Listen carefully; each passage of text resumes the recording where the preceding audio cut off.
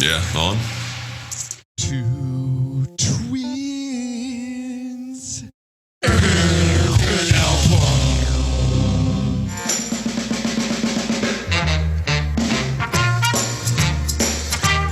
Yeah, on. Let me try and do a deeper voice. Yeah, on. Two twins and an album. I'm trying to be Peter Steele here, and it's not working. See, I wish we could all try and be like Peter Steele, but there's only one Peter Steele. I mean, there are a lot of things that Peter Steele has that I wish I had. Several things. A lot. Yeah, on. Like, yeah, that's as low as I could talk. Yeah, on. Man, I miss Typo Negative. How many times, a day or week do you just kind of think about, God, I miss that band? Constantly. I think, not to spoiler alert here, but I think hopefully there will be a day sooner or later, an episode, I should say, sooner or later, where we'll talk about those guys a bit. You just tickling everybody with a little feather there? Just a little feather ticker. No big deal, buddy. We're going to, it's always important to admit things to each other, right, T? Don't you think? A part of the podcast, we've disclosed a lot of information, and it's a little bit of a confessional. It's, I think, beyond all other things, Two Twins in an Album is really just a chance for us to fess up about things. It's like Taxi Cab Confessions minus the taxi cab. But my confession to you here on what episode is this? 18. We're going from Rupert Holmes to something different. I think only on Two Twins in an Album can you go from Rupert Holmes to Slipknot. That's a quantum leap, if you will. So my admission to you here on episode 18 is, T, I am a maggot. And sort of a proud maggot. And I'm always, I love bands who label their fan bases with a name. I think it's great. There's been a few of these. And for Slipknot, we are all the maggots. I didn't know that. Yeah. So like Grateful Dead had dead heads, right? And parrot heads for the doo-doo. Parrot heads. Lady Gaga had little monsters. Little monsters, that's right. I should say. Is there one for fish? I think they tried like fish heads, but it never really caught on. I don't think it caught on. Yeah. Does Taylor Swift have one of those? You're like part of her, I don't know, her posse or something? Yeah, there's probably something going on there. Mm-hmm. But a lot of bands have decided to kind of do this, and Slipknot, right off the bat, when Slipknot started referring to their fans as maggots, I thought, oh, this is something different and interesting. Sort of that Primus sucks thing, that Primus fans chant Primus sucks, or like Glenn Danzig just kicks his fans in the head, that are up front. Yes. There's this element of, I don't know if it's self-deprecation or masochism, probably a little bit of all of the above with the relationship between fan and band, with some examples. It is, but the flip side of that, and perhaps it's a balance to the whole maggots thing. There's probably not a metal band that has been more respectful and gracious to its fans in the end than Slipknot. And we'll talk about this very unique cast of characters here on episode 18. We'll also explore what is similar about Slipknot and Dave Matthews Band. Because there's a stark similarity. And clearly there's... I mean, it's virtually the same group. So we'll get into all of that fun and excitement here on Two Twins in an Album. But first, let's take episode 18 round and round. Hit it.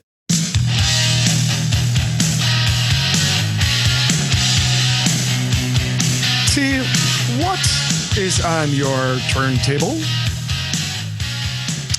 A band that I think we've discussed on here before, a band that's been around for a very long time, and a band that we both quite enjoy, that being Starflyer 59.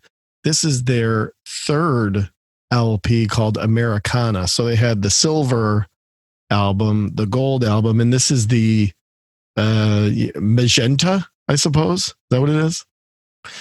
called Americana, and it is it's a record that really holds up well.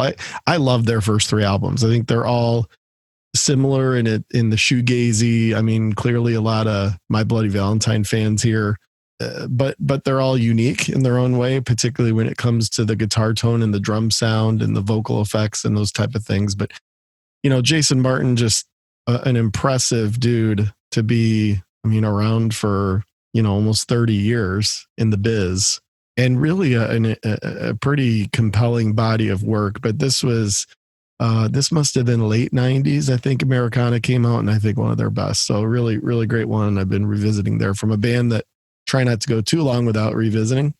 The second is a little bit in the realm of tonight, and it being a bit of an abrasive metal band. One of my favorites, Helmet. And this is their record, Aftertaste, which is one I just loved at the time. Obviously, In the Meantime and Betty were the albums that preceded this. But Aftertaste is really, really good. I've kind of revisited after taking many years off. Some really great tracks, particularly on the front half of the album there. And the third is the band M, who, was famous for their smash, hit single Pop Music with a K. And this is their album, New York, Paris, London, Munich, which I think some consider a classic, and some consider one that's kind of important to that unique, sort of new wave electronica approach that this band M was taking at the time. I think they only put out 2 albums, but been revisiting that one, which obviously features that famous song, but has some really great tracks, including one called Woman Make Man, which is one of my favorite pop songs of the 80s. So that is what is round and round for me. How about you, Nub? Those are some very scrumptious selections you have there, as always. First for me would be the final album from Cream, appropriately titled Goodbye. This was the band's swan song. It's a little bit of a mix mash collection for them, but it has the song Badge on it, of course, written by George Harrison, and probably my favorite Cream song. And so Cream's Goodbye has been making the rounds. Do you think that they titled it? I mean, is this one of those examples, which I think we may touch on shortly here on the old podcast here on an upcoming episode, of albums where you can kind of hear and feel the band breaking up? Do you get that impression from Cream Goodbye? And do you think the title foreshadowed that in any way, or was it all coincidental, as they say? I definitely don't think it was coincidental. It might have been one of those albums they had to fulfill their contract with. I think RSO was their label, but it could have been a contractual thing that they had to get out. And it's got like a couple live things on it, some studio stuff on it. So it would suggest that maybe they were checking the box before they could officially break up by putting this together. So yes, you can certainly hear the band breaking up. If you watch any clips of Ginger Baker, you can see why that band broke up. He's an amazing personality, but he just seems like an impossible human being to work with. Little zany for sure. But it's got Badge on it, baby. So that makes it good in my book. My second selection would be the debut album from Emerson, Lake and Palmer, titled Emerson, Lake and Palmer. This has Lucky Man and Take a Pebble and The Barbarian on it. Emerson, Lake and Palmer certainly, became kind of ridiculous a little bit later in their career, but the first couple albums, particularly the debut, are just amazing progressive rock works and just a showcase for 3 just profound musicians. So the first ELP album, and then the last one is a soundtrack. It's songs from the original motion picture soundtrack of a little film called This Is Spinal Tap. Yeah, it's called Black Album. Yeah, it's called Black Album. Black Mirror, really. Yeah. None more black, really. None more black, yeah. And I scored a vinyl copy of it, and just great reminder of clearly one of the funniest and most clever movies of all time by far. The Black Album had more than a 2-word review, if I remember correctly. Yeah. Really just a 2-word review here. That's a Shark Sandwich. What a great record that was, by the way. So that is what is round and round for me. All right, T. Well, I've already told you I'm a maggot, and Slipknot is a fascinating work of art. I remember reviewing this band back when I was in my younger days, reviewing music, and sort of referred to them as more of a work of art than a metal band. I remember they were cornered into the new metal genre, which is kind of ridiculous. I do want to pause for a second just and make sure the audience knows that you had the greatest job in the universe right out of college. Have we talked about this? We made small references to it. So Nubs was this is back when newspapers existed, back in the good old days there. Nubs was tasked with the very, very difficult profession, I would say, of reviewing albums and, more importantly, concerts, as well as, getting to interview musicians of his choice on was it a weekly column or? Yeah, it was a weekly. Yeah. I actually became the editor of the publication altogether. But yeah, it started off as a weekly column and then it kind of grew from there. So I was like doing the corporate-y thing. I was like putting on a suit and all this. And then, I'd call Nubs. We were living apart at the time. And I would call him and be like, yeah, work sucks. It's a grind. And what are you up to? And he's like, well, I'm just going to see, Porcupine Tree and work's paying for it. And then, I'm going to interview Steven Wilson after the show, just kind of another day at the office. And I was just like, I hate you. It was just an incredible 5 years being able to do that. And, young 20s and single and all the time in the world and didn't get paid peanuts, barely made peanuts. So don't be too hard on yourself. You're off in New York making good New York money. And I'm, kind of scraping by with this little newspaper job, but it was an incredible job. And I think we'll reference it from time to time. And actually it's interesting you bring it up because it's a big part of the Wonder story is Slipknot, because that job was really intertwined with me getting into this band and learning more about them and having some experiences with Slipknot that were really unique. So, and so I'm glad you brought that up. It's almost like we planned that. You'd think so. I mean, during our show prep, that would require preparation though, for us to plan that, Our show prep pretty much consists of, you ready? Yeah. What time? Noon. Okay, let's do it. Exactly. So yeah, this band became a really important band in my musical world in the mid 2000s. And we'll get more into that, but certainly a work of art. I think Slipknot needs to be taken in a much deeper way than many of its fans probably did. And we'll talk about some comparisons to Dave Matthews Band. One of them is Misunderstood. I think Dave Matthews Band is a little misunderstood by some of its legions of fans.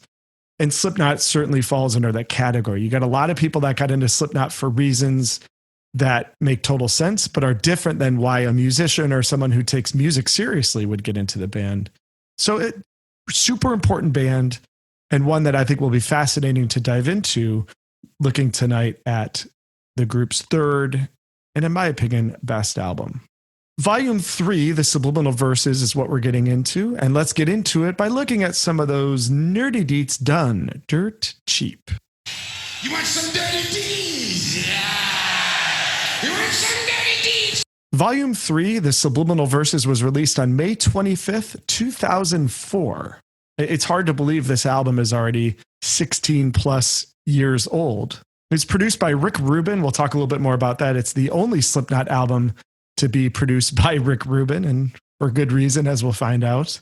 It was recorded in The Mansion in Laurel Canyon, very famous musical setting there in Los Angeles, California. The album had 6 singles released. Duality was the lead single, released on May 4th, so a few weeks before the official release of the album, followed by Vermilion Part 2, Before I Forget, which went on to win a Grammy Award for Best Metal Performance, The Nameless, and The Blister Exists. You're looking at, almost a 2-year range of singles being released from this album. And it is important to add The Nameless. That was actually the live version that was released, but it's still off of this album. Going through Slipknot's personnel requires a little extra time versus other bands. 9 members in Slipknot. So it's just a very thoroughbred musical statement that's being made here. They numbered themselves. I think the original intent was for the band to always just go by their numbers. There was this whole anonymity thing that was going on with Slipknot. So we'll run through the numbers. Number 0 is Sid Wilson, who is on turntables. Number 1, Joey Jordison, drums, who's no longer with the band, but obviously we're going through the lineup from this particular album.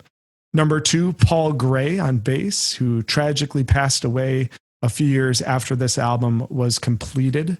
Number 3, Chris Fennon, one of the 2 extra percussionists. Number 4 is Jim Root on guitars, who also joins Corey Taylor in the side project Stone Sour. Number 5 is Craig Jones on samplers and keyboards. Number 6, Sean Clown is his nickname. Crahan, also on percussions. So there's a drum set player and 2 percussionists in Slipknot, and Sean Crahan is the other percussionist. Number 7 is Mick Thompson, the other guitarist. And rounding out the group, the 9th member, but number 8, is vocalist Corey Taylor, who's become much more than just the singer of Slipknot. He's also the lead singer of Stone Sour, has done a few other projects, and has kind of become one of the faces of metal, become a really important person and persona within the metal world. This Subliminal Verses was widely beloved by critics. If you look at both metal outlets and other mainstream outlets, this album received virtually universal positive praise. It went platinum in the United States with sales of more than 1 million copies, which is a big deal for a metal album, and achieved gold and platinum status in many other countries. So, this is a very heralded work within the metal world, isn't it? Yeah, it is.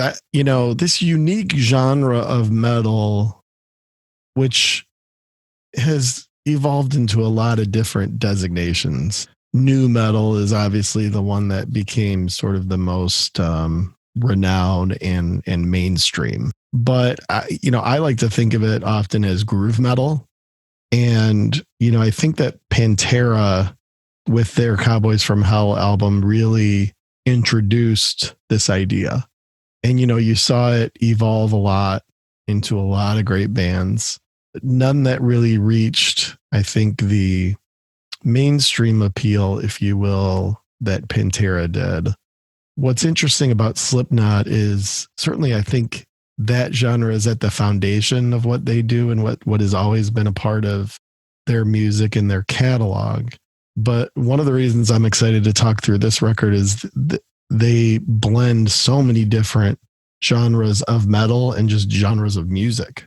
And every song almost has its own designation of what genre is sort of the primary and what genre is sort of the secondary of each. And that's kind of the way I was listening to it. And when we go track by track, I think it'll be kind of interesting to note some of that. But ultimately, I think what this is experimental metal, and I think that term gets thrown around in music way too often.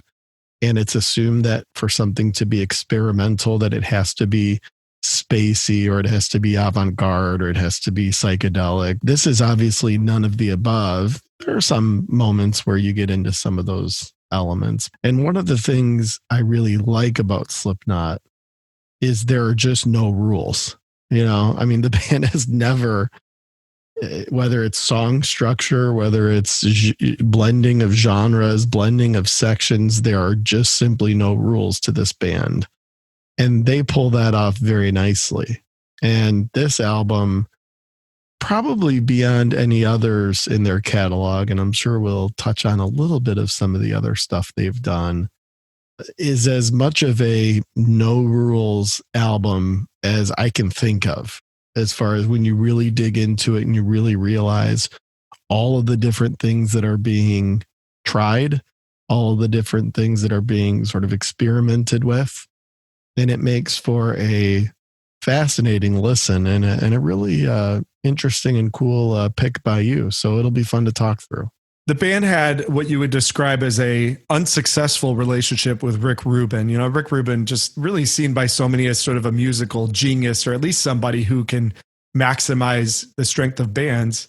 He deserves a lot of credit for this album, but the band never worked with him again because they did not enjoy the process. Corey Taylor described Rick Rubin as sort of not being around. I didn't realize this, but it sounds like Rick Rubin does a lot of stuff from afar. He doesn't really engage with the bands in a way that maybe the other producers that Slipknot worked with, Ross Robinson being a good example, he's a little bit more aloof, bit more distant, and calling the shots from a less direct relationship sort of place. However, one of the other members of Slipknot did say that Rick Rubin gave a lot of suggestions that helped get the album to the place that you just described, T, which was this sort of no rules, try this, try that sort of deal. So I think it's important to highlight Rick Rubin's contributions to the album. Clearly, he had an impact when you look at the quality of this record, but it's very obvious that whatever he did didn't connect with the band for anything long term, and they quickly moved on to working with other people. So, it's an interesting aspect of this album. And I will say that no Slipknot album sounded this way before, and none has sounded this way since in terms of the composition. So clearly his mark was left. It just must not have been a mark that the band really approved of. Yeah, the Rick Rubin experience for many is fascinating in that some really point to it as a important time period for their group. And oftentimes it gets pointed to as a period of turbulence. It's hard to know where that comes from. It's hard to know if he's, kind of a control freak that wants to take over the creative process, or if he's overly demanding, which I could see, or if he's, to your point, more disengaged in the areas where bands like to be engaged with their producer. I don't know. It's very complicated. I know he wrote a book a few years ago. I've yet to read it.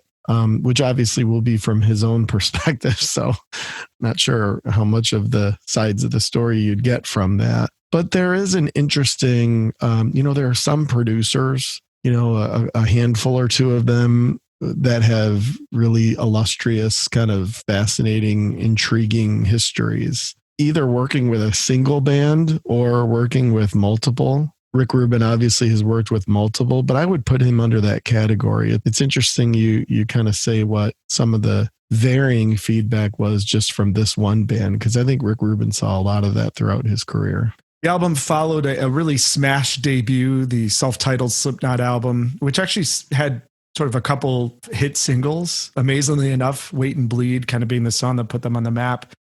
The band followed that with Iowa, which is an album that will live forever in metal lore, very acclaimed, very beloved, not as commercially successful at all as what came after it, but one of the heaviest albums I've ever heard, certainly a dark album. The band kind of says that the first album was the band having fun, and the second album was the result of, everything that comes with success and demands and the things that a bunch of guys from Iowa don't really set out to do, and then all of a sudden wake up and here it is. So Volume 3 sort of became almost the medicine for all of that. It had a rocky start. Corey Taylor apparently was just like hammered for the first several months of the sessions and nothing was getting done. And then kind of the switch flipped and things started happening, and the band found the creative energy to put together, these compositions at a time. I wouldn't say it came out of chaos. I don't get that vibe from the research, but certainly a band that was trying to figure out how to take the next step. And they certainly took a step with this album that led to, I would say, longevity. We've looked at a lot of albums on the podcast that have been the pivot point for a band's longevity. And Subliminal Verses is probably that for this group. Almost feels kind of like their revolver, just the period where they kind of said, we don't want to just play heavy metal, new metal, speed metal, whatever you want to call it, type music forever. We want to do things that are a little bit more dynamic and different. All right, T, I want to hear your wondrous story with the 9 dudes from Iowa. So let's get into it. Let's hear your Slipknot wonder story.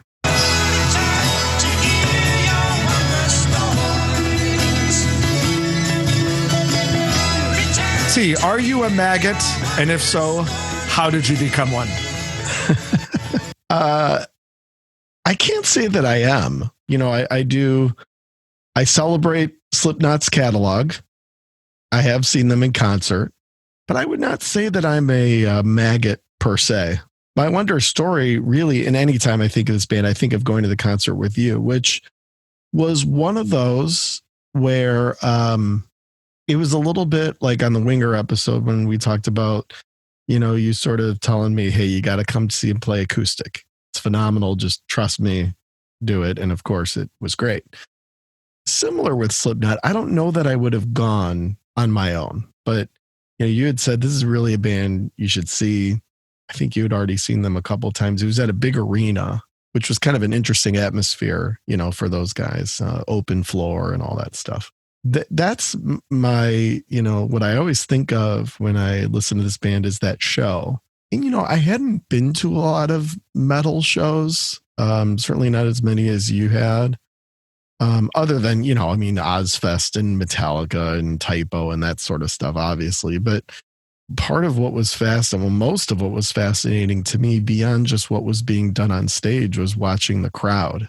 And I mentioned a few episodes ago that documentary that I watched about grindcore called Slave to the Grind. And part of what was fascinating about that is not necessarily the music, but the following, the passion from the fan base. And, going to a Slipknot show was great in seeing the kind of wide open floor scenario, because you could really see people pretty well from where we were sitting, and the way they connect musically and lyrically, and the way they know the material and know the often complex changes and those sorts of things. It's almost like going to a Tool show. You can tell the people there who really understand their music for the most part.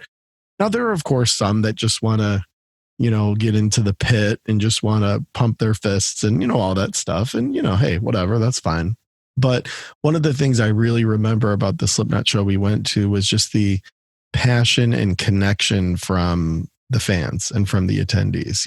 The people that were there because they really dug into this band. They really loved this band. They really understood and felt a very deep connection. And that was probably the coolest thing that I remember beyond how they sounded or what they played. I mean, I couldn't even tell you, their set list or any of the, I don't really recall those things as much as I recall just kind of having an appreciation for those that were in attendance and how almost thrilled they all were to be seeing this band in this setting. And that was very cool. You've just nailed, comparison number 2 to Dave Matthews, which is you're not a passive fan of Slipknot.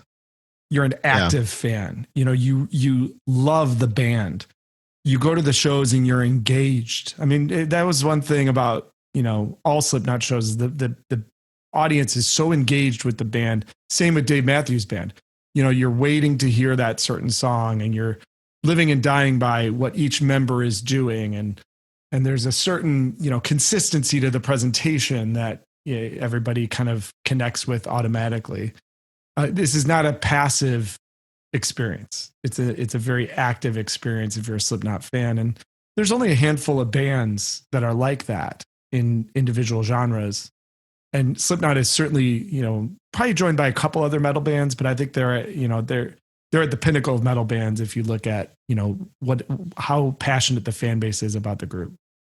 Well, that's good, man. I'm glad to hear that the show was a good experience. I know that when we were driving home, your eyes were just a little bit bigger than they were when we drove to the show, because I think it was an experience that showed you a few things about a band that you didn't know about before. Yep. So my initial wonder story with Slipknot would be 2001. I went to the Ohio State University, and Ohio State actually was weird. It was on a quarter system, so it started later than other schools. So I was one of the rare people that actually was home waiting to go to school when September 11th, 2001 happened. So that happened, and then just a few days later, I went to school. And it was a crazy experience to do all of that at once. And 9/11 had a profound impact on all art forms and all life experiences. For those who didn't live through it, it was almost similar to what we're going through here in 2020, where your everyday existence was impacted for, a period of time. It certainly impacted music, and specifically my musical taste, because I went through a phase in 2001 where I just wanted to listen to nothing but heavy, kind of angry music. So along comes this album, Iowa, by this band Slipknot, who I was familiar with because I had some roommates who were into the first album, and picked it up and just fell in love with it. I just fell in love with its aggression, its musicality, but just more than anything, the unique spot that it had in the world of metal. So I really got into Iowa. When this album came along, as you mentioned earlier, I was doing the music reviewing thing, and it was 2004 was the year of the Slipknot. And one year, this album came out and, really became an important album for me in the mid 2000s. Went and reviewed the show, and then somewhere in there also interviewed Corey Taylor, which was just an incredible experience. He's such a smart guy, very observant about his own art and about the band. It was before the album came out, but the single had been out, Duality.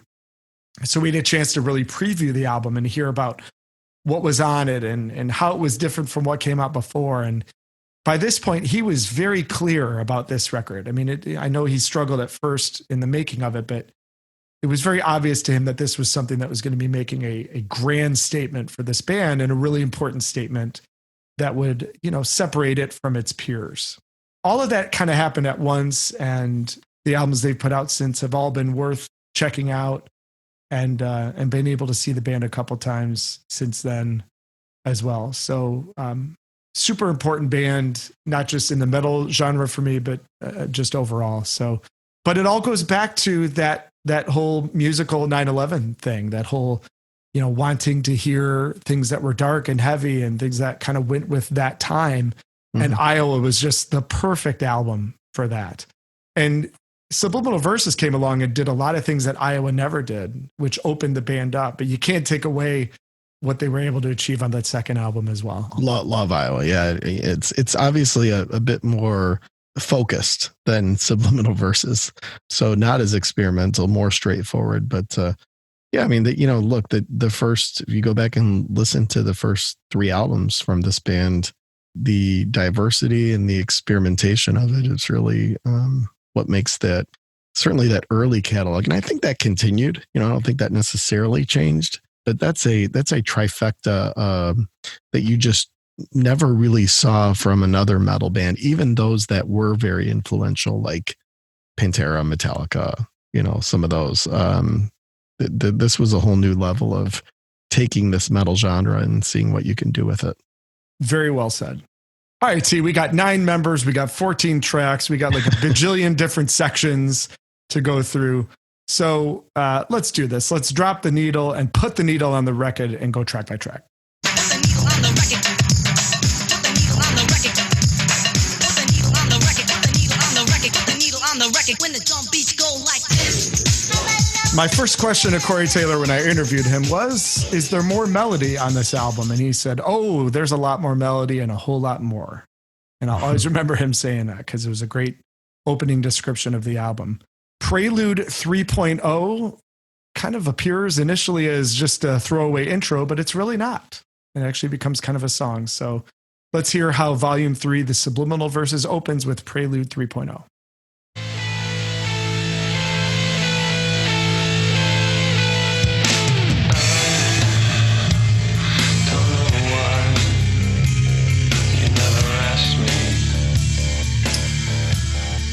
You mentioned kind of groove metal, and the comparisons to Pantera. And right off the bat, you kind of get this almost waltzy groove thing going on.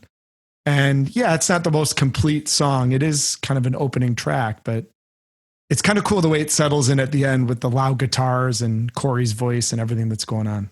Yeah, I definitely think it serves as an intro, but certainly an intro plus, to your point, and sets the tone nicely. It's a little spooky, a lot of dynamics going on.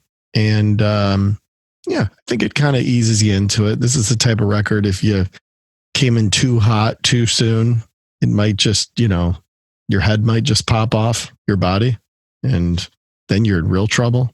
Then you're decapitated. Yeah. I mean, you got a real problem. I think it's a nice way to kind of ease you into it. Okay, now it is time for your head to pop off with The Blister Exists.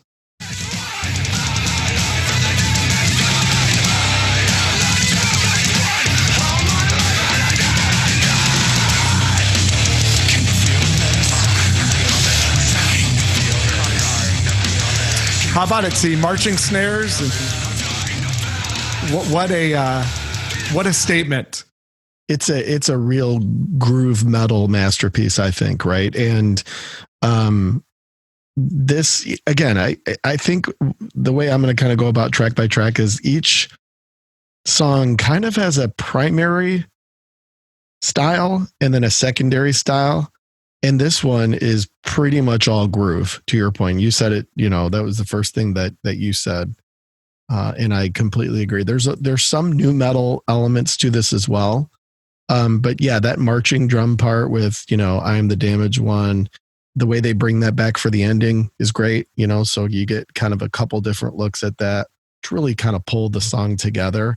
This one's a bit more, I'm not surprised that it eventually found its way to being a single, because this sounds a lot like Korn and some of the new metal stuff of that day. It was pretty commercial for Slipknot, but it reminded me of one of my favorite groove metal bands of all time is Machine Head, and that kind of bounce really reminds me, and that sort of backbeat kind of reminds me of those guys, particularly in the chorus. The I am, but what am I, section. So this is going to be a fun track by track. The songs are very sectionalized.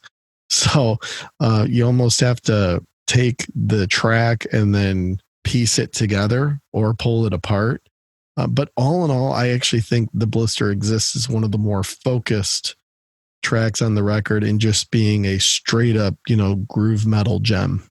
So T, you've just walked us right into the next and perhaps final comparison between Slipknot and Dave Matthews Band. A very wise man once told me, hey, listen to a Dave Matthews song and just keep listening, because there's going to be likely some section in that song that you like. You just have to know how to get there. Who's the smart fella that told you that, huh?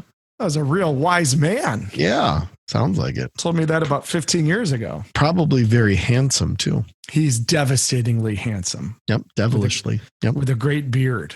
And is right now shirtless behind a microphone. That's right. Yeah, totally. Shirtless for no reason. Yeah, none. Zero.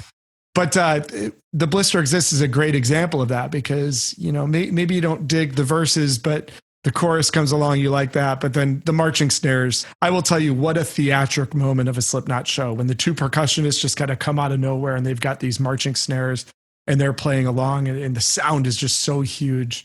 Yeah. It's a great live song of a Slipknot show. And I think rarely do they not play it. But I remember seeing the band just shortly before the album came out. And when I saw the marching snare part, I was like, okay, this album is going to be amazing. It's got marching snares on it, Yeah. Yeah. All right. The adventure continues with track 3, 3-0.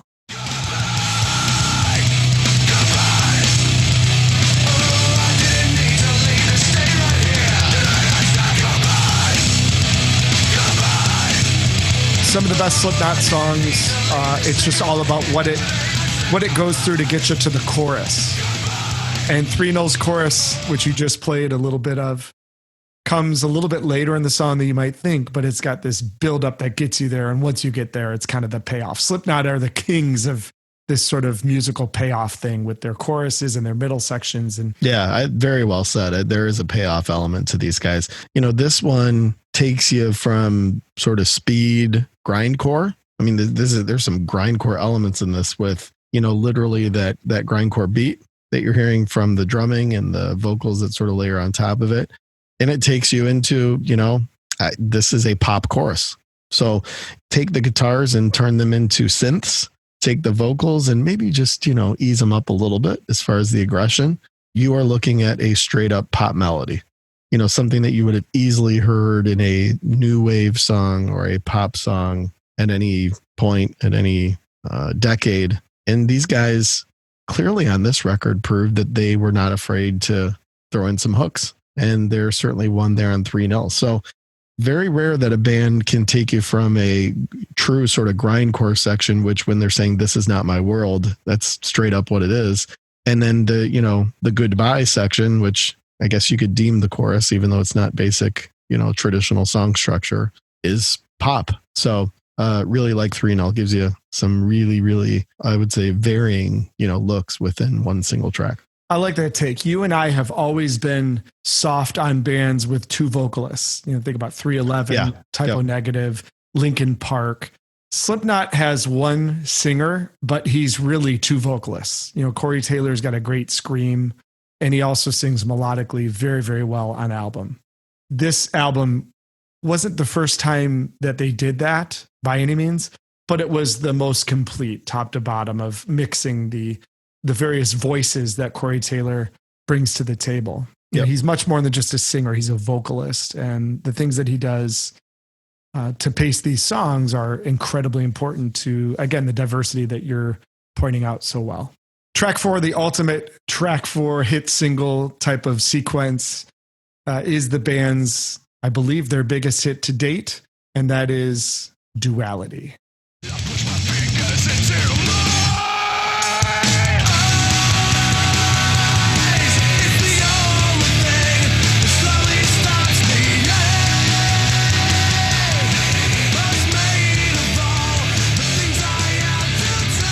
See, what do you think of Duality? Yeah, this was a hit. I mean, this is a song that, you know, a lot of people, even just that section right there, may not realize they knew, but pretty recognizable. And again, pop elements, strip down the guitar to something a little bit more moderate, ease the vocals up a little bit, and that's a pop melody in that chorus. So, but then I think there's a lot of new metal elements to this as well, which is kind of part of, I think, what made it fit nicely into a single in 2004. The All I've Got Is Insane section is very new metal. So, you know, again, blending these different, it's a very experimental song too. You know, there's some kind of alt metal type elements to it as well. And I think that was part of its appeal. You know, there was stuff at this time coming out from System of a Down and some of these other bands that were getting radio airplay and getting some kind of mainstream attention and acclaim. And, you know, I think a lot of that had to do with the ability to be experimental within this new metal genre, but also be hooky. And Duality's got them hooks, you know, so not surprising that it's one of their more sort of renowned and beloved songs, I think, from the super hardcore Slipknot fans, as well as the people that just kind of enjoyed what they heard at times. I could gush about Duality for an entire episode. I just think it's a really important song, not just to Slipknot, but to its genre. Underrated is just the riffmeister aspect of the core riff. Jun, jun, jun, jun, jun, jun, jun, jun, ba-da-ba-ba-ba. I mean, that is just like pure. And just to your point, very, very simple. It is like a pop melody. But really, in the end, I mean, I would just say, we talk about the Dolly Willie rule, you know, is a song so good that Dolly Parton or Willie Nelson could cover it and pull it off and have it still be great.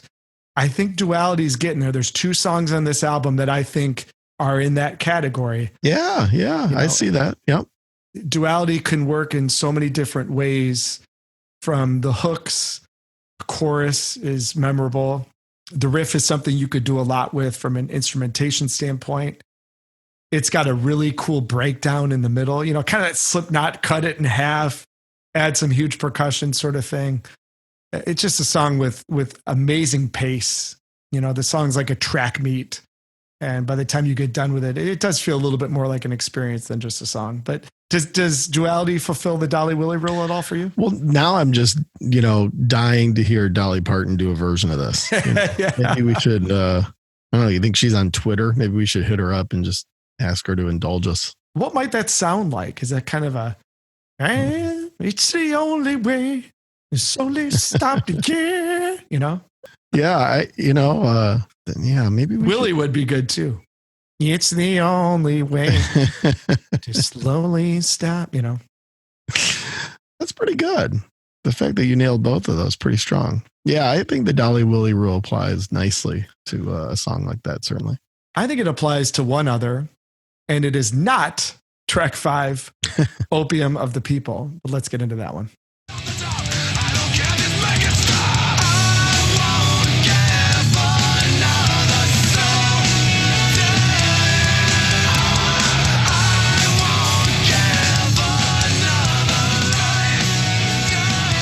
So now it's like they're just showing off now. It's like, hey, look at how melodic we can be and how much we can mix that with this sheer aggression with the guitars and everything. But I don't know. How do you see this one in the album? It's okay. It's a little bit of a comeback down to earth, I think, from Duality, which you can tell the thoughtfulness of the, you know, we talk a lot about, you know, track order and track progression here. you can tell that there was some thoughtfulness there. Whenever something got a little poppy and a little catchy, usually the following track is something pretty abrasive, and when things started to look like they were going to get completely out of hand, seems like things are brought back to the center a little bit, like they are on the next track. So I do think that there was some thoughtfulness as to the entire body of the Subliminal Verses and what it was trying to do, not just track by track, but kind of as a whole on this. I think you used the good word ride that it sort of takes you on, which is what great albums do. So yeah, I think this one was a little bit of a, look, it's speedy. It's one that, we played the poppy section, but the rest of it's pretty aggressive. So, I think it does what it needs to do there on track 5, coming off of what I'm sure they presumed pretty early on was going to be one of their more popular songs. And now for something completely different. This is the song that was played over the PA as the band took the stage during this tour. And that song is Circle.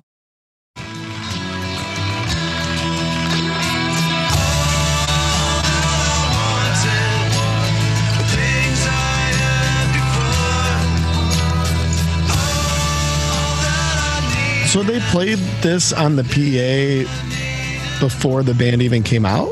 Yeah, the lights went down. Interesting. And they played Circle over the PA as the band was taking the stage. And then they went right into The Blister Exists, like immediately. So were people like swaying and singing along, or? Well, it was before the album came out. This is on the initial tour. Okay. So there was a lot of, holy shit, like, what is this? This is something completely different from Slipknot. People almost didn't know what to do to it because it's not your typical Slipknot song. So there was a kind of a buzz amongst the crowd of, wow, if this is the new album, then we're really looking forward to hearing some of these new directions that the band will take. That's cool. That's interesting. Yeah. Obviously it's a very pretty song. The ending is pretty trippy with the drum beat that gets brought in, which is cool. It kind of, again, these guys never let you get too comfortable, right when you're kind of settling in on something, you get kind of either hit upside the head or you get kind of brought down to kind of a different level, which is, again, part of the experience of kind of plowing through this album. But this is a nice way to kind of treat the middle of the record dynamically, to go a little bit more quiet, certainly almost a little bit more kind of folky per Slipknot standards. And yeah, I think Circle certainly accomplishes that as this midway sort of pivot point on this record. Circle sets up the second half of the album, which begins with Welcome.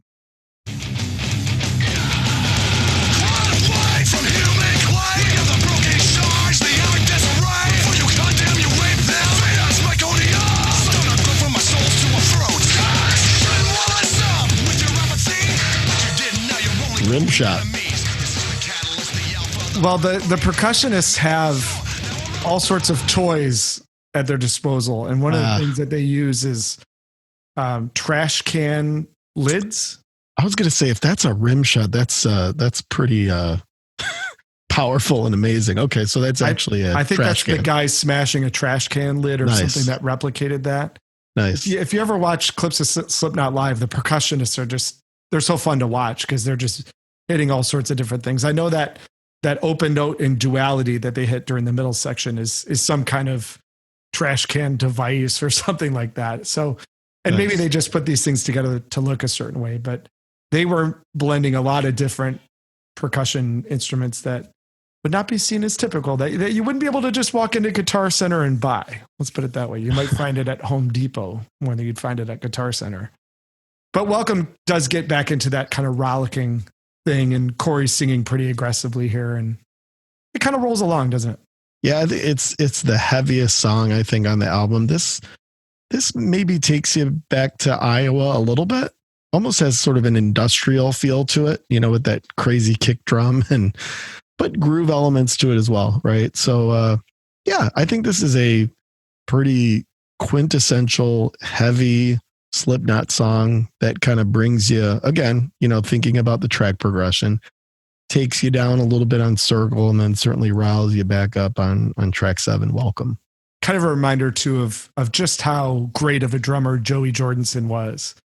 Yeah. Unfortunately for him, a health issue virtually made him stop playing the drums. He has a spine condition, probably from all that work during the years of playing with Slipknot, that he had to leave the band, and he was replaced with Jay Weinberg, who's Max Weinberg's son. Oh, really? Yeah, who's the current drummer of Slipknot. He's, amazing drummer as well. His dad was pretty good too. Yeah. Talk about groove, Yes. Old man Max had that, but I'm sure Jay can do some things that his pops probably find a guess. A number of things, yeah. Yeah. But Joey Jordison, a really, really key member of the Nine during this era of the band for sure.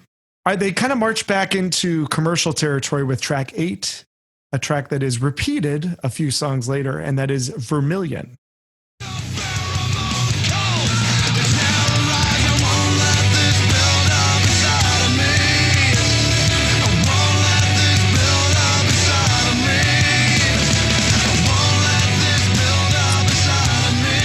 Good job on the clip there, Maestro T, because that is the key part of the song.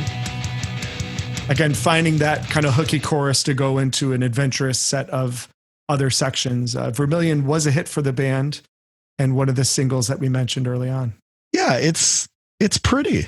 It's a very poppy chorus section with great layering. The sweeping effect of that chorus section is really nice, and it's obviously bookended by something that's a bit more rowdy. So again, you're just getting those really cool, unique dynamics of, knowing that you're going to get to it, but enjoying the ride until you do type of a thing. And, that's really what this album defines. I think Vermilion's this sort of definition song of Subliminal Verses. So, and obviously not surprised it was one of the singles. Every Slipknot album seems to have a kind of an homage to the fans, or a theme for the fans, or some kind of anthem for the Maggots. And Iowa has the Heretic anthem, which has that, uplifting chorus. If you're 555, then I'm 666, and it's this live song and everyone just goes nuts during it. You could tell it's like this anthem thing. Pulse of the Maggots is certainly holds that place on volume 3. And that's track 9, Pulse of the Maggots.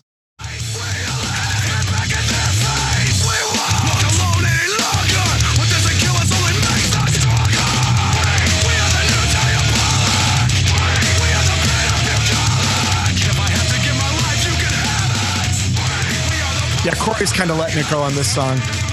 What always stands out to me, and one of the distractions of the album, is that siren or whatever they're using during those chorus sections. I always thought, oh gosh, I wish they would take those out because it just gets on my nerves a little bit. There's a lot of that stuff going on. There's a lot of voice dynamics and sounds, a lot of sound effects. There's a lot of stuff going on here, and hard to say how much of that was Ruben, how much of that was kind of the artistic vision of the band. It enhances the experimental nature of it, but sometimes I agree it can get a little distracting of what you're kind of trying to focus on. But this is the thing I do like about Pulse of the Maggots. This is just a old school hardcore song. This is, something that you would have heard in the early mid 90s in that sort of underground hardcore genre. If you strip down the production and you just kind of go with the riff and the vocal style on top of it, which is very aggressive and again, sounds back and forthy, almost sounds like a prong type thing. Even though to your point, it's one vocalist. But that's what I like about this one, is this is just like vintage hardcore metal, which was a genre that never really had the ability to hit mainstream, a little bit like grindcore, and that it had a very underground following.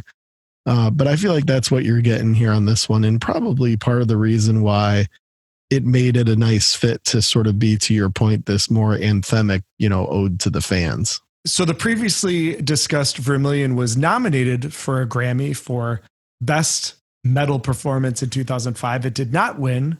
Our next song was nominated in 2006, and it did win. Before I Forget.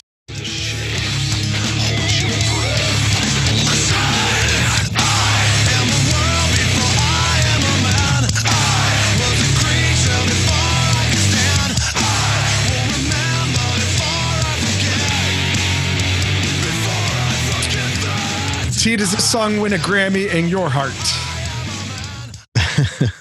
Well, obviously, it's always very cool when bands like this are acclaimed and bands like this are acknowledged, so as nonsense as some of the those awards can be, the fact that they're able to provide some recognition for bands like this and songs like this is always a good thing. Yeah, this is pretty anthemic. I remember this one from the show, kind of the response it got. And yeah, this is probably, I would think, correct me if I'm wrong, this is probably their most well-known song, I would think. Yeah, probably this or Duality. I mean, they had a couple singles on the last couple albums that have done well too. But yeah, I would say one of those two. Yeah. I mean, a lot of pop, clearly, in some new metal kind of elements. So, I think it's similar to Duality in sort of the genres it was capturing, the styles it was capturing. And obviously the appeal was similar. The middle section, I think, is the coolest part, that breakdown, so obviously the chorus is a real fist pumper and all that, which is great.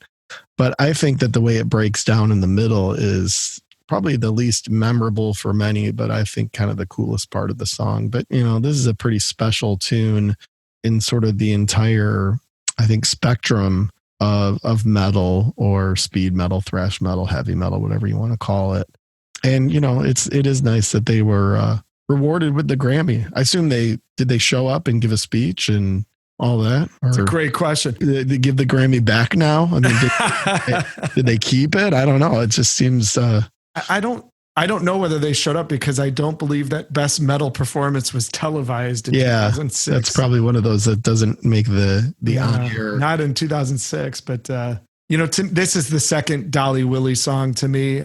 I just think from a composition perspective, the chorus could work in a lot of different genres. I do agree. I think the middle section won the Grammy. I don't think it's the chorus. I do really like the way the song enters. It's kind of a no frills, just get that riff and make it chug. And I think Before I Forget it's kind of a masterpiece in its simplicity. This in Duality to me represents an almost perfect marriage between creativity and commercialism. Both songs had great commercial appeal, yet both are completely different from anything you've ever heard before. And I remember after the show that we went to together, I think Before I Forget was the song of the night. I think I remember saying that afterwards. It was like, wow, that song really was a big charge live. So yeah, it was very memorable. So the band revisits Vermilion with this kind of acoustic rendition, Vermilion Part 2, and that's what you see in track 11. No, I don't want to be this, but I won't let this build up inside of me. I won't let this build up inside of me. It's a cool coda that they decided to do. I think it would have been more powerful as an outro to the original Vermilion to do something that kind of combined the two instead of waiting a few songs later. But clearly there was some statement being made there in terms of the sequence. But where do you see this one fitting on the album? I kind of agree with you. But, again, it's thinking about track progression. You bring it up basically to, some would argue, its peak with Before I Forget, and then you bring it down. You can really sense the attempt here for peaks and valleys, and I think Vermilion Part 2 probably didn't need to be its own track necessarily, but, if you're looking at kind of how to bring things down a little bit from track 10, and there were probably plenty of moments where Corey or somebody in the band, whoever else, may have said, this hook is something that could be mellow or something that could be really stripped down.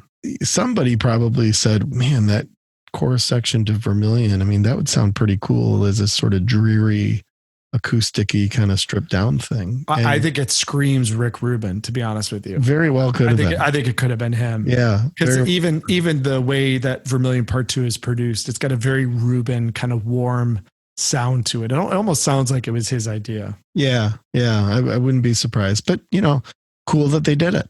Brings an interesting dynamic as you kind of head down the back stretch here of the Subliminal Verses. Kicking off the back stretch is The Nameless.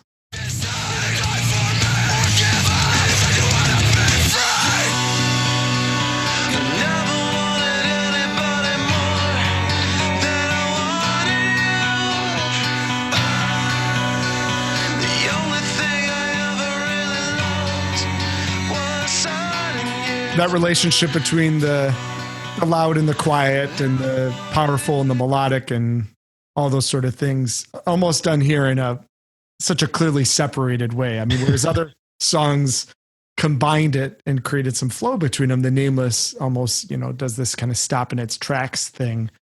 But again, opens up into this very gorgeous sort of chorus, and it creates a real dichotomy.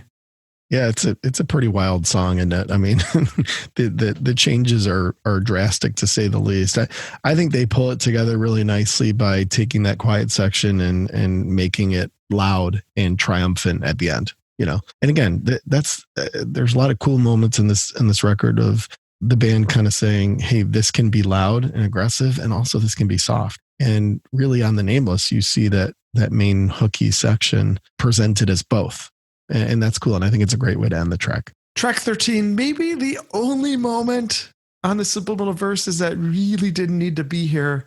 I think it's the Dufferoo, and that is the Virus of Life.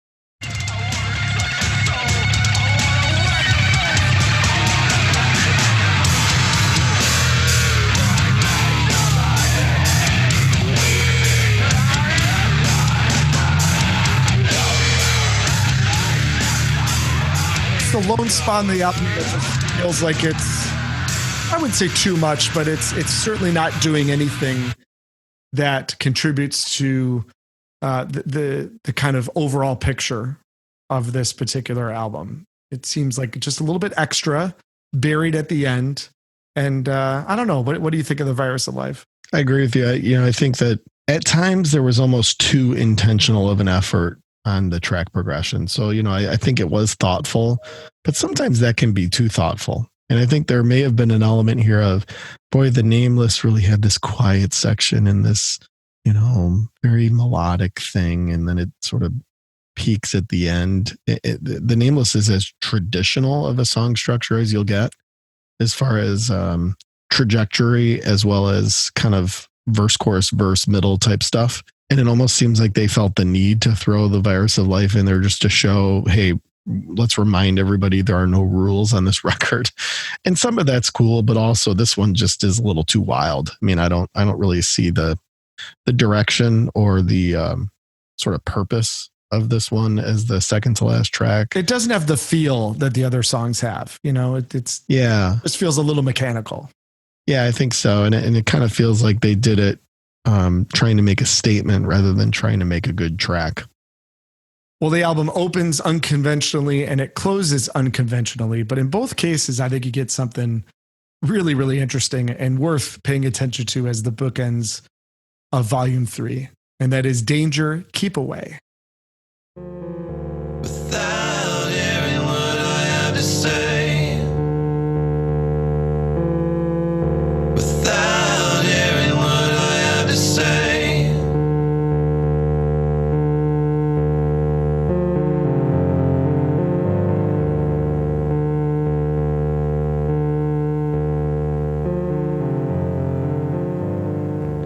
I love what Craig Jones is doing there with the keyboards, with that sort of, it's like a distorted Fender Rhodes. That sound they achieved was so dynamic and so cool. So cool. The whole thing kind of reminds me of No Quarter a little bit, at least that sort of soft section of just really stripping everything down. But yeah, that sound that they're getting, you're probably right. It is something related to a Rhodes. Is really cool. I think it's an awesome way to close the record. It's definitely different for them to come out with some majestic metal thing or something too crazy like the previous track. It just wouldn't have felt right. But to wrap it up in a bow, to your point, the bookends of this album are really interesting. And to wrap it up with Danger, Keep Away is very stripped down, with this awesome, trippy, just vocal over keys thing. I think it's great. I think it's just a very unexpected, very thoughtful and very, very interesting way to close this up. Well, we are in agreement there. Let's see if we are in agreement as to this simple question. T, does Volume 3, the Subliminal Verses, does it matter? I think it does within its genre, certainly. I mean, it was, again, this idea of experimental metal really hadn't been done before to this magnitude. Now, you had prog metal, you had sort of the early onset of this new metal vibe. Industrial was kind of its own experiment and its own thing for a time being. This groove metal, which is such a big part of Slipknot's sound, was very important. But I think this is as experimental as any quote unquote metal record, probably in metal history, which is great and certainly makes it important. And I think certainly influenced a lot of bands that either were in this genre or wanted to get into this genre, that, there don't have to be rules. It doesn't all have to be chop distortion guitar, and it doesn't all have to be the sort of drum bass pocket that you typically get with a lot of this stuff. And, these elements of percussion and these elements of keyboard and all these things that are at work here are part of what made not just this record pretty special, but the band pretty special, in its, in sort of what it was trying to do. And I think if you look at Slipknot's catalog, I mean, I personally prefer Iowa over this record if I had to pick one, but this album was really important, to the band. The Rick Rubin element is interesting, but those that are at least interested in how metal music has evolved within the last, few decades, I think this is an important listen. How about you? Does it matter? I think this album is a good example of much more than it mattering is just the fact that it's an awesome album. It truly is, just in the true sense of the word. It's just an album that kind of leaves you awestruck musically, from a thematic perspective, just what this band was doing. I think the initial response to this album is much more important than any longevity that it does or doesn't have. So I'd be a little softer on does it matter, and much more just on the idea that, man, is it good. It's just a very, very high quality work of music. Like I said at the top, this group is a work of art more than a metal band. Yeah.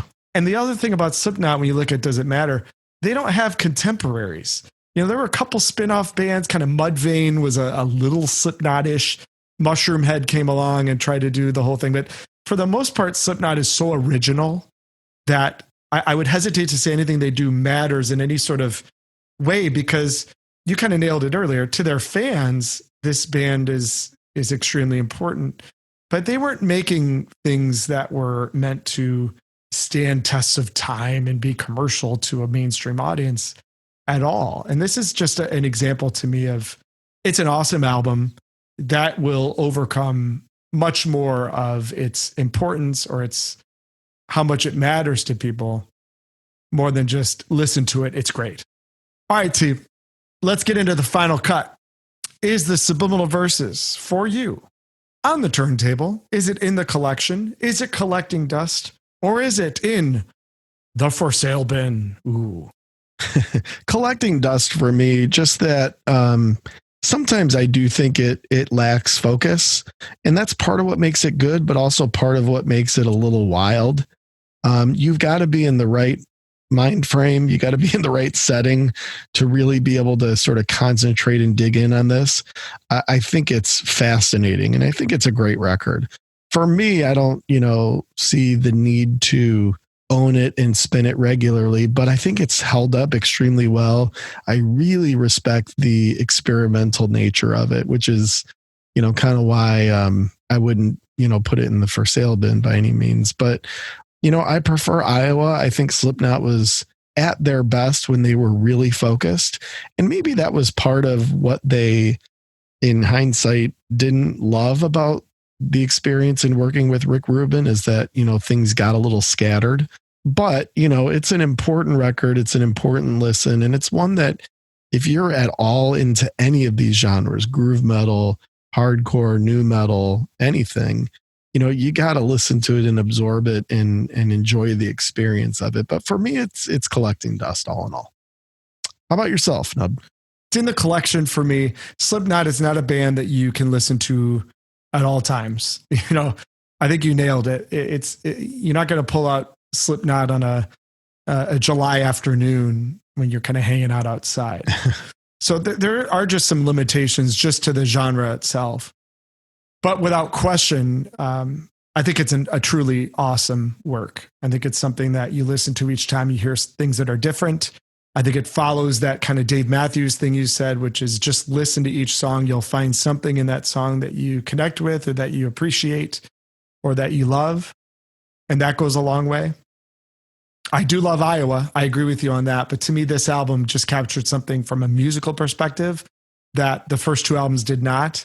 And the ensuing albums have failed to capture that kind of broad scope of. I agree with you. It's a little unfocused. There's no doubt about it. But the flip side of that is it's extremely creative.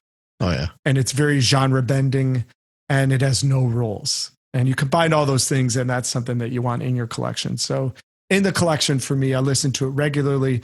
But, you know, there's times where Slipknot just doesn't scratch the itch. You know, you got to find other sounds and other things. So excellent, T. All right, well, let's close up shop here with a little In Your Head. Oh, Dolores. Oh, Dolores. Dolores really cooking there. Cooking with gas. All right, T, give me 3 songs that are in your head right now. The first is a 80s rap tune by a group called Mantronics, who put out a classic record. It was called Mantronics The Album, and kind of this, you know, hip hop, electronica type rap genre that emerged at that time. The song is called Needle to the Groove.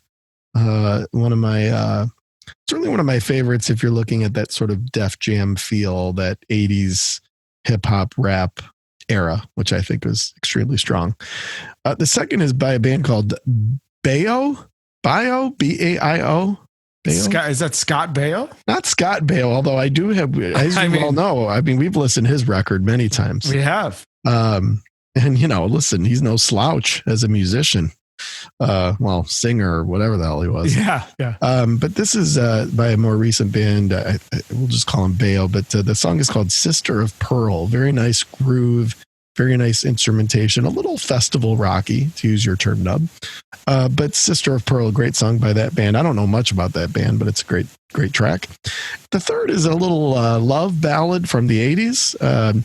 By a guy who was one of those actors who decided to get into, you know, try out his singing voice. And that's Jack Wagner, you know, star of General Hospital, and his great song, All I Need, which is love one of my favorites from that era and in that genre. So that's what's in my head. What's in your head, buddy? Hammer Smashed Face by the one and only Cannibal Corpse. Sure. Also known as Ace Ventura's favorite club song. It really is a fantastic song. Yeah. Completely ridiculous in its imagery and everything else. But Hammer Smash Face to me is a classic. So I've been spinning that one quite a bit. You know, we're getting into fall, more metal. Duran Duran's Come Undone off of the probably my favorite Duran Duran album, which was that self-titled record they did. It might have had a name to it, actually. I don't remember. The Wedding Album. The Wedding Album. Unofficially called, because there were people getting married on the cover. Yes. Well, the Wedding Album, but it's got Too Much Information, Come Undone, and of course, one of the great songs of the 1990s, Ordinary World.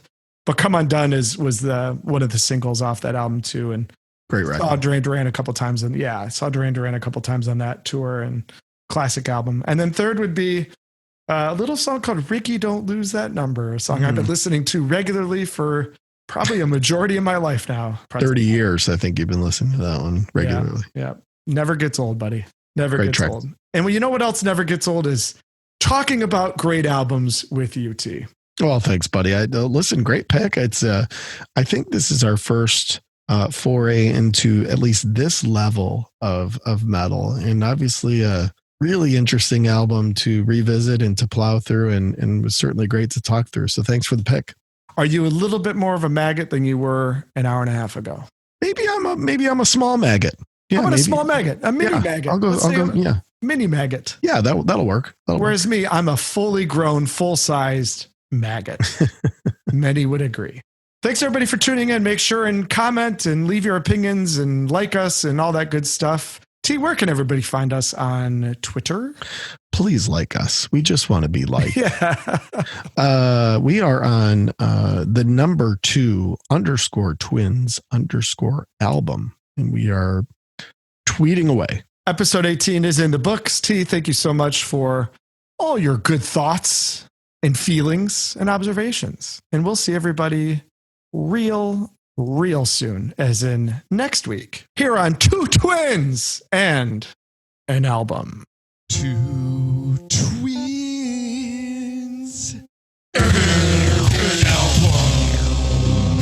Well, that's about it. That's all we have. I hope it wasn't too disappointing. We will see you on tour. Until then, take it easy.